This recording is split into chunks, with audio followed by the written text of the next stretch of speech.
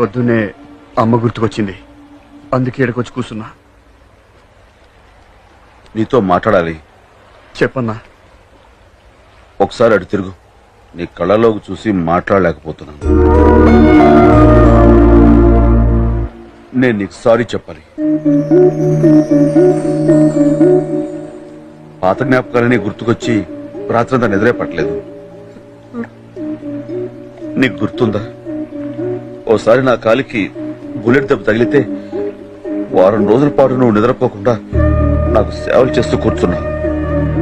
అలాంటిది మేమే చేసుకున్నా. ఇంకోసారి నేను చేసిన తప్పు నీ మీద వేసుకుని పోలీసులతో నువ్వు దెబ్బలుతున్నా. అలాంటి నీమే చేసుకున్నా.